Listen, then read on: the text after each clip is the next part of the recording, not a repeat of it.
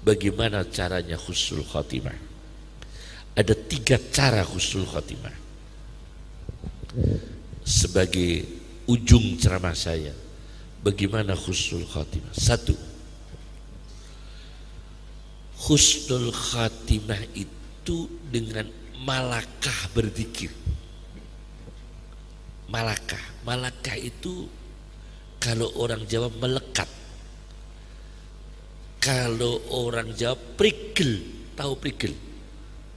Kulino. Zikirnya malakah. Maka ulama Indonesia mentradisikan bertahlil. Itu benar. Dan itu semua ada dalil sunnahnya, bukan tradisi. Tahlilan orang mati itu bukan tradisi, tapi sunnah. Karena item per item punya dalil semua. Membaca tahlil ada dalil hadisnya, membaca Al-Ikhlas ada dalil hadisnya, membaca akhir surat Baqarah ada dalil hadisnya, membaca sholawat ada dalil hadisnya, membaca ini ada dalil hadisnya. Semua sunnah, cuma dirangkai oleh para ulama. Jadi item per item itu sunnah. Bahkan tahlil kita Indonesia ini kabarnya yang paling sempurna termasuk di dunia daripada di negara lain. Orang yang biasa bertahlil itu insya Allah mudah husnul khotimah. Karena apa? Karena malakah. La ilaha illallah, la ilaha illallah itu biasa. Asyibli seorang sufi di dalam kitab Syu'abul Iman karya Al-Baihaqi, yang punya kitab As-Sunanul Kubra lil Baihaqi, Syu'abul Iman lil Baihaqi. Asyibli itu kepalanya terbentur, kepalanya kena batu, keluar darah, darahnya menulis Allah, Allah, Allah. Asyibli kepalanya terbentur, keluar darah, darahnya itu menulis Allah, Allah, Allah. Karena apa? Karena malakah berzikir sampai darah yang keluar itu keluar zikir. Ini asyibli. 1, malakah dalam zikir. Biasakan berzikir, entah caranya bagaimanapun. Sampai ada orang yang berzikir, saya dapat cerita ini di Yaman, di negara Yaman, Kiai. Ada pedagang mebel. Pedagang mebel itu sering kecurian, lemarinya hilang, kursinya hilang. Akhirnya bingung dia akhirnya membacakan ayat kursi. Karena dagangannya sering dicuri orang. Baca ayat kursi itu sehari 2000 kali. Akhirnya dia sowan ke ulama Yaman, dia cerita, alhamdulillah Kiai, saya pedagang mebel, meja saya sering hilang, kursi saya sering hilang. Tapi setelah saya bacakan ayat kursi 2000 kali, sekarang pencurinya sudah tidak pernah datang ke rumah saya, tidak pernah datang mengganggu toko saya. Kiainya kaget, loh kamu kok kuat baca ayat kursi 2000 kali? Saya yang kelas ulama aja nggak pernah. Caranya baca gimana? Ayat kursi, ayat kursi, ayat kursi. Saya begitu. Ini orang awam. Jadi dia nggak baca ayat kursi, cuma ayat kursi, ayat kursi, ayat kursi sampai 2000 kali. Itu saja mustajab. Saking awamnya, ini orang awam, mustajab. Ayat kursi sampai 2000 kali, mustajab. Nah, ini karena malakah berzikir. Jadi 1, bukan malakah berzikir, dia senang zikir.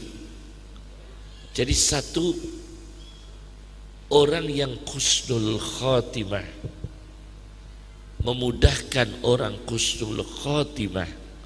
1, malakah berzikir. Zikirnya itu terus. Wa man a'rada an dzikri fa inna lahu ma'isyatan danka wa nahsyuruhu yaumal qiyamati a'ma. Orang yang jauh dari zikir, berpaling dari zikir, Allah akan memberikan kepadanya kehidupan yang sempit, ekonomi yang sulit.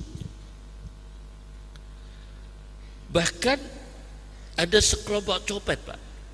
Sekelompok copet saya dengar di satu terminal. Itu kalau nyopet pakai bismillah. Aneh tuh. Nyopetnya pakai bismillah. Ini bukan ahli dzikir. Ini namanya al-firqatul ngawuriyah. Ini kelompok ngawur ini. Nyopet pakai dzikir. Yang kedua, orang mau husnul khotimah. Yang kedua, ini penting sekali. Orang mau husnul khotimah yang kedua adalah dia tidak pernah gelisah dengan qada qadarnya Allah. Dia tidak pernah kesal dengan qada dan takdir Allah. Jangan kesal gitu. Enak ndak enak ridho dengan Allah. Saya cerita. Ada satu kitab namanya, kalau tidak salah, Sofahat min Sabril Ulama wal Hilm ala Azwajihim. Kumpulan kitab mengumpulkan kiai-kiai yang dimarahi bunyai. Ada kitabnya. Kumpulan ulama yang sering dimarahi istrinya. Ternyata Imam Ghazali memberikan ikhtisar di dalam Ihya-nya bahwa mihnatun nisa madrasatul aulia. Orang mudah menjadi wali itu kalau sering dimarahi istri. Mihnatun nisa madrasatul aulia. Kepengen lulus madrasah jenjang strata kewalian, maka sabar dimarahi istrinya. Sampai ada kitab kumpulan ulama-ulama dimarahi istrinya, namanya kitab Sofahat. Ini orang hebat-hebat, saya sebut karena ini ulama-ulama besar ya, karena ini karomah. Satu, Ahmad Ar-Rifai, pendiri Thariqah Rifaiyah. Masya Allah, Ahmad Ar-Rifai ini kok gak jadi wali ya? Masya Allah, dengan mudah menjadi wali. Ahmad Ar-Rifai ini suatu ketika itu ada tamu orang kaya bertamu ke Ahmad Ar-Rifai karena bermimpi Imam Ahmad Ar-Rifai di surga.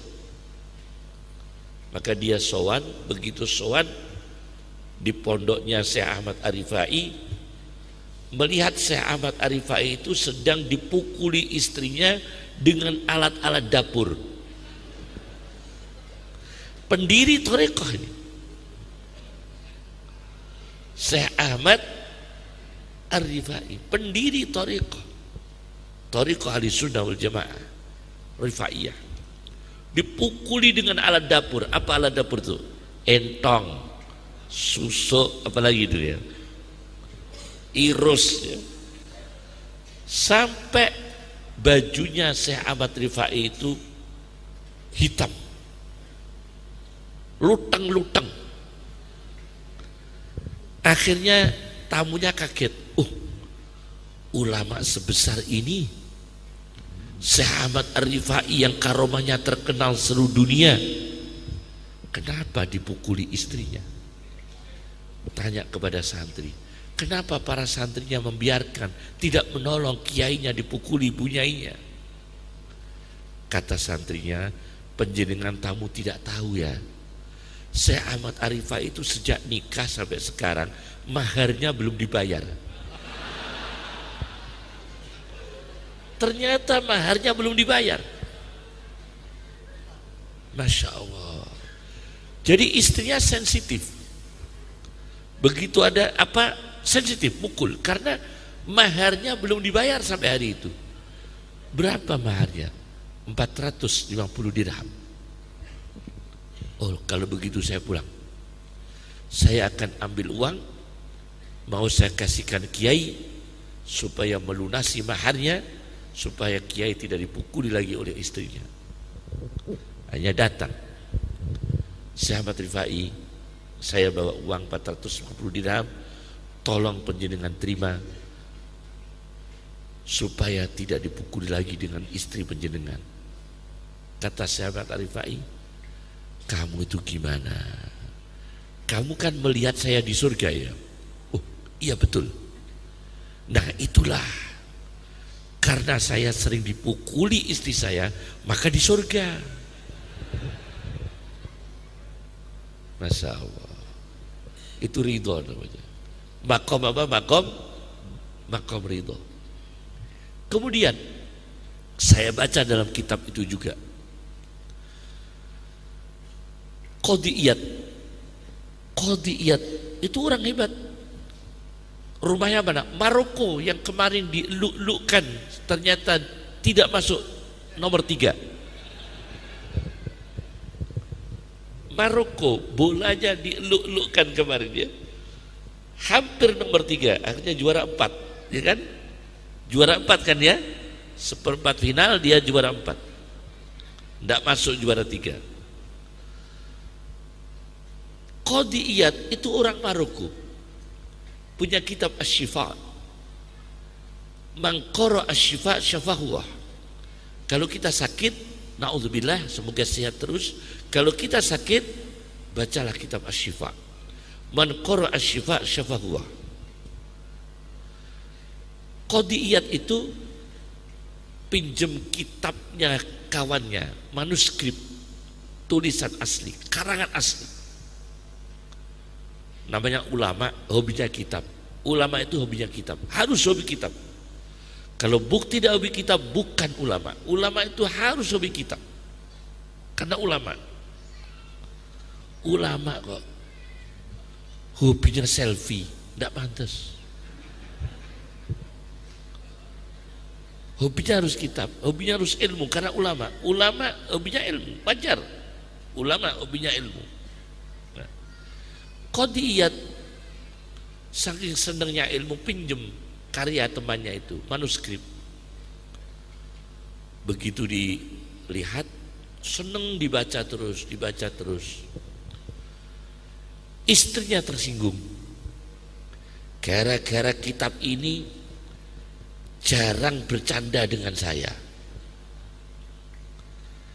Bapak ini pagi, siang, sore baca kitab ini terus, sampai lupa menyapa saya.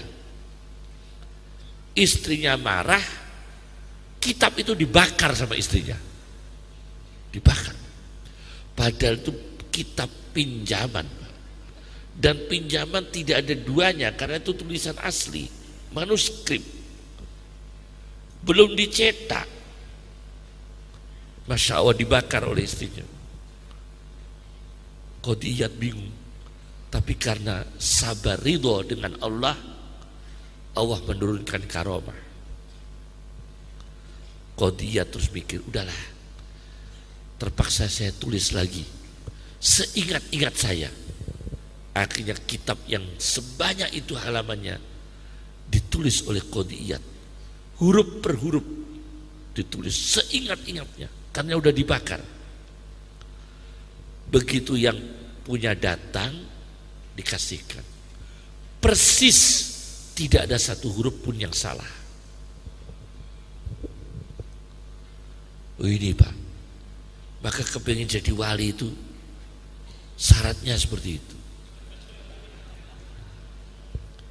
Di antara rasanya namanya makom ridha, itu memudahkan orang husnul khatimah. Itu kasus kedua. Kasus ketiga, guru daripada Abdul Wahab Asy-Sya'rani yang punya kitab Al-Mizanul Kubra, At-Tabaqatul Kubra, Al-Binanul Kubra. Syekh Abdul Wahab Asy-Sya'rani punya guru Ali Al-Khawas.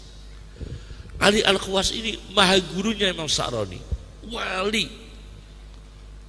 wali terbesar di Mesir. Zakaria Al-Ansori, Jalaluddin Asyuti, Imam Mahalli, Imam Sya'rani, Ali Al-Muttaqi bin Husamuddin Al-Hindi yang punya kitab Kanzul Ummal. Itu orang-orang besar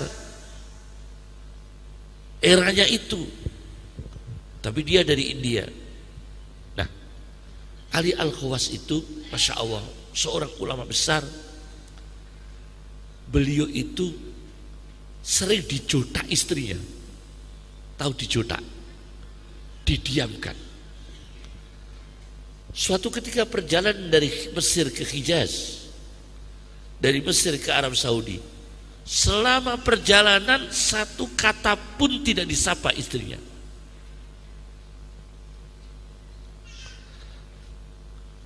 Begitu tidak lama kemudian istrinya meninggal dunia.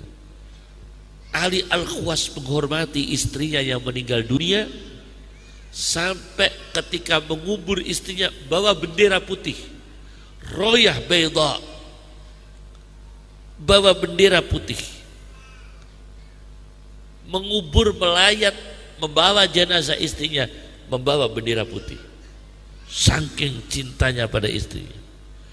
Pada istrinya ini keras sekali. Ternyata Imam Sya'rani dibisiki oleh Imam Ali Al-Khawas, Sya'rani, taulah saya ini nikah dengan istri saya sudah 57 tahun. Saya berkhidmah kepada istri saya dalam keadaan tidak pernah tidur bersama. 57 tahun. Jadi wali, Pak. Jadi wali. Berat atau abot? Ini gambaran-gambaran wali ini ya. Jadi husnul khatimah, malakah fi dzikr. Yang kedua, ridha billah. Yang kedua, yang ketiga ini yang terakhir. Bagaimana kita mudah husnul khatimah? Masya Allah. Supaya kita mudah husnul khatimah, tolong, ini penting sekali. Ihya'u sunnati Rasulillah sallallahu alaihi wasallam. Hidupkan sunnah Rasul. Sederhana pun pakai sunnah, maka bernilai ibadah. Makan jangan tangan kiri, meskipun kerupuk. Biasanya kan tangan kanan nasi, tangan kiri kerupuk, menyalahi sunnah. Tangan kanan, usahakan dengan tangan kanan, itu menghidupkan sunnah. Kemudian tidur berbaring ke kanan, sunnah. Kalau kita tidur miring, tidak berbaring ke kiri, tidak miring ke kiri, tapi miring ke kanan, itu sunnah Rasulullah sallallahu alaihi wasallam. Itu jangan dilupakan. Kiai Haji Hasyim Asy'ari, guru ayah saya, pendiri Nahdlatul Ulama, itu bukan hanya seorang ulama ahli hadis, tapi memang beliau pengamal hadis.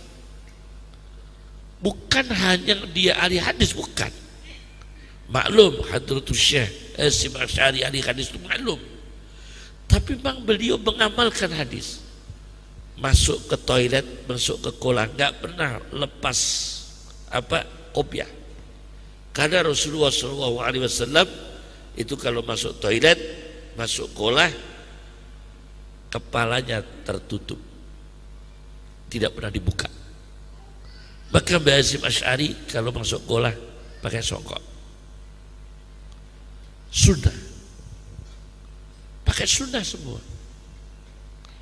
Ada pengemis la yarudus sa'il. Jangan sampai tidak memberi. Meskipun misalnya Anda bawa uang. Ibnu Arabi yang punya kitab Al-Futuhatul Makkiyah, Ibnu Arabi dapat rumah mewah, hadiah dari Raja Romawi, sebuah kitab tasawuf tertinggi yang masa sekarang tertinggi, artinya tertinggi secara kajian, terumit, Al-Futuhatul Makkiyah 8 jilid. Ibnu Arabi dapat hadiah rumah mewah. Datanglah pengemis, ngerokok tidak punya uang, rokok ini tidak punya uang, apalagi ATM,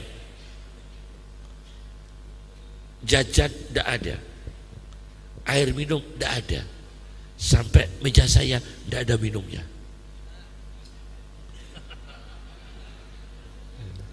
Alhamdulillah, barokah. Alhamdulillah. Nah, Ibnu Arabi diminta oleh pengemis, tidak punya uang. Akhirnya bagaimana? Pengemis dikasih tahu, nyuwun sewu Pak, saya tidak punya apa-apa. Saya punya rumah ini loh, hadiah. Rumah hadiah dari Raja Romawi. Kalau jenengan mau silakan. Akhirnya rumah yang baru diberikan pengemis. Bisa enggak itu?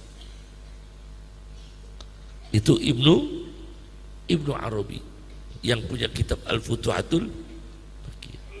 Suatu ketika saya ketemu pengemis. Nyuwun sewu Pak, kula boten beto yotroi receh. Betone rotok yotrone atusan ewu terus pundi. Nggih Pak, kula susui. Lho kok bisa? Disusui. Ternyata ada pengemis yang bisa nyusui juga. La yarudus sa'il, itu sunnah. Kemudian ihya'us sunnah, intidarus sholah ba'da sholah. Jangan sampai sholat sudah diumumkan adzan, apalagi sudah qomat kita baru datang. Jangan sampai. Menghidupkan sunnah sebelum adzan, kalau bisa sudah ada di masjid. Minimal adzan sudah di masjid, kalau bisa sebelum adzan. Kadang-kadang yang jaga masjid gak jamaah, ustadz dekat rumah masjid gak jamaah. Ini banyak. Karena dulu itu kan ustadz, kemudian agak menurun kualitasnya, mambu santri. Lumayan. LLO sama mambu santri. Yang terakhir ini bukan mambu santri, santri mambu. Ini kan udah menurun lagi. Ihya'us sunnah, hidupkan sunnah. Nah, 3 itu balakah dalam dzikir. Yang kedua, ridho dengan apa-apa yang ditakdirkan Allah dan diqadha Allah.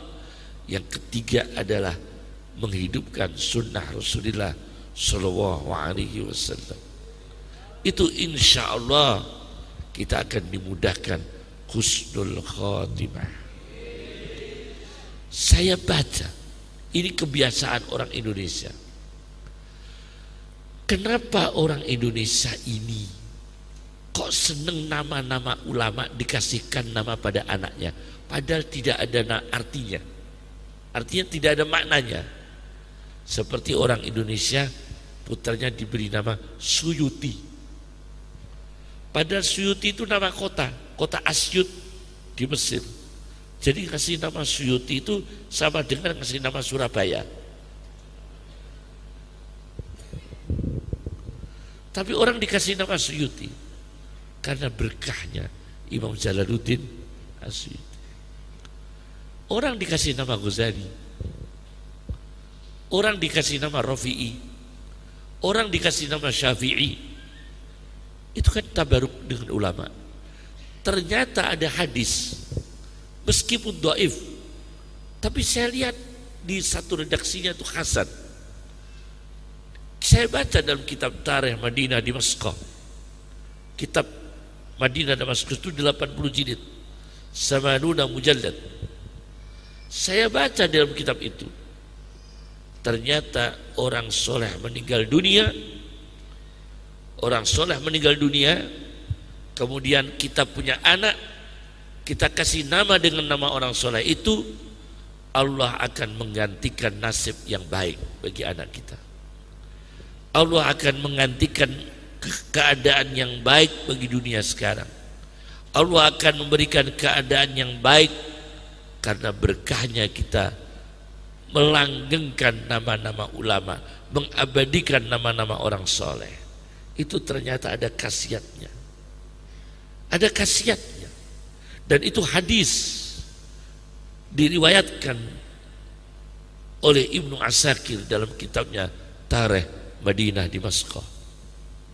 Jadi matinya orang saleh, matinya orang salihah diberi nama Ummi Kulsum, diberi nama Fatimah, diberi nama Aisyah, diberi nama Khadijah. Itu justru mengantarkan keadaan yang baik, barokah bagi kita.